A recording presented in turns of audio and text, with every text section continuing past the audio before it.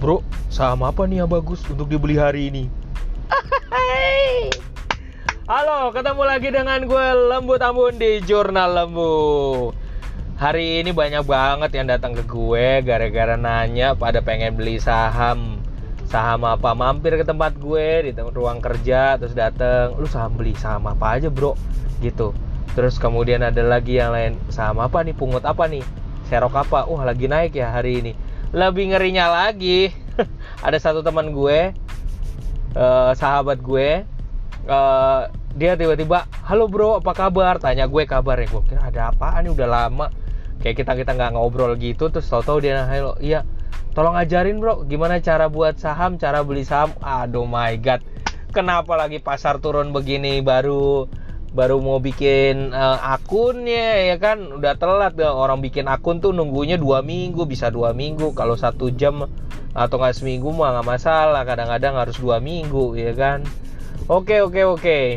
Begini, gua nggak akan rekomendasi apapun, saham apapun. Gua disclaimer on, ya. Terus kemudian karena gua sendiri juga pemula, gua ya masyarakat biasa, gue cuman pemain kelas teri biasa, tapi gue senang untuk mengamati pasar, melihat potensi,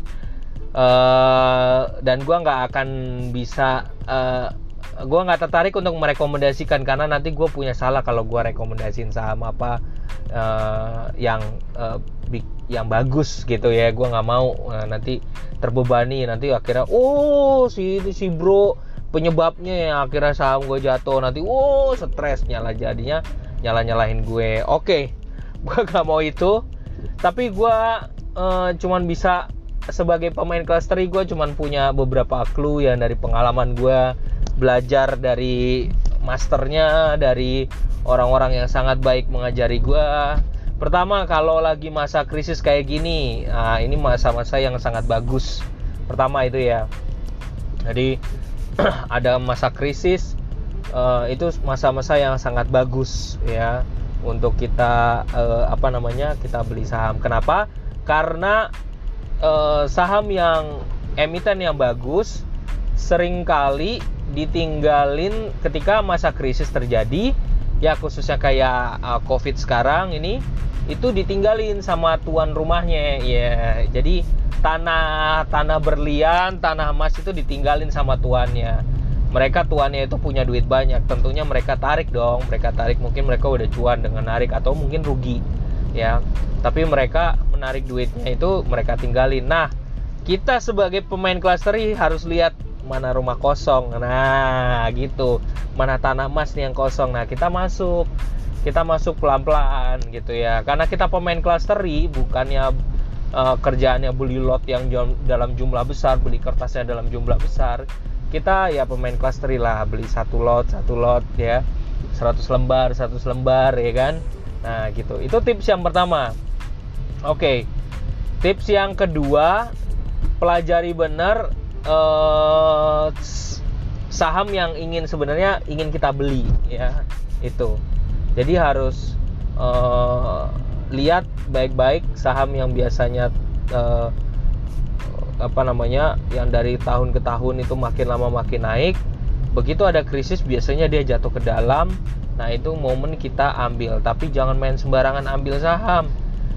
Kalau gue demennya sih pelajari saham yang murah, yang punya kriteria murah, dan khususnya dia berdividen ya, karena dividen itu menurut gue juga salah satu hal penting untuk diperhitungkan. Selain saham itu murah, mungkin harganya di bawah 1.000 ya per lembarnya, jadi harus tetap ada dividennya juga, harus diperhatikan juga ya. Nah itu kalau gue. Terus berikutnya yang ketiga, kalau lu bukan pemain saham terus kemudian baru pemula, jangan coba-coba untuk nekat main saham. Cari orang, belajar dari orang yang sungguh-sungguh bisa, dan gue jamin gak ada tuh yang waktu instan, karena semuanya ada tahap.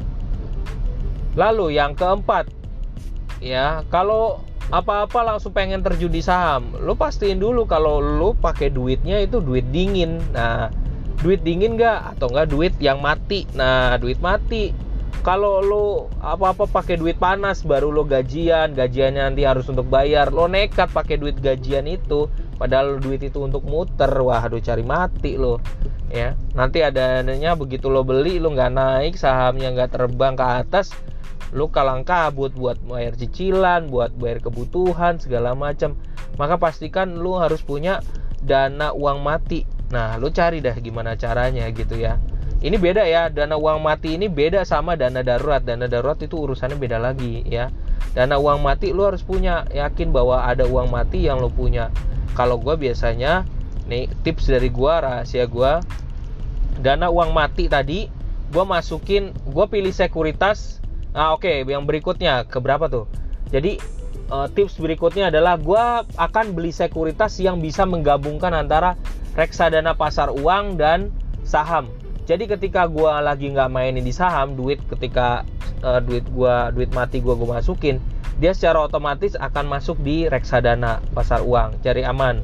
Nah begitu gue mau ngebit di saham, gue pakai akun yang sama, sekuritas yang sama, untuk langsung dari duit yang ada tadi di reksadana pasar uang langsung gue masukin ke saham yang gue beli pada saat lagi masa krisis.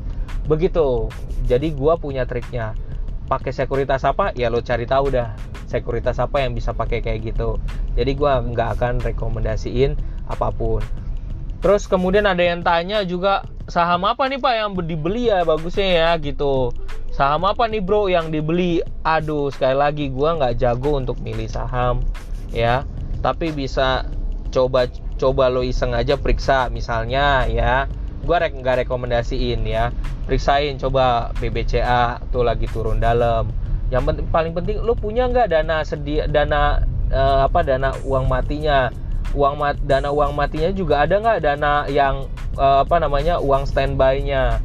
Jadi jangan langsung beliin saham semua, kita beli nyicil, apalagi kalau duit kita terbatas. Terus kemudian habis itu coba lo perhatiin kalau kita misalnya pakai sampo atau apa Unilevernya lo bisa lihat lagi turun apa enggak gitu ya. Itu dia nanjak atau enggak ya. Perhatiin kesehatannya perusahaannya. Jangan. Terus tips berikutnya, keberapa nih tips berikutnya? Kalau misalnya beli saham jangan kalau technical orang sering banget langsung perhatiin grafik. Grafik itu yang kesekian lah. Perhatiin dulu lo mau beli saham apa, kesehatan perusahaannya kayak gimana, segala macamnya harus diperhatiin baik-baik. Jangan sampai lo salah untuk milih perusahaan karena lo invest di perusahaannya dia, lo beli suratnya dia.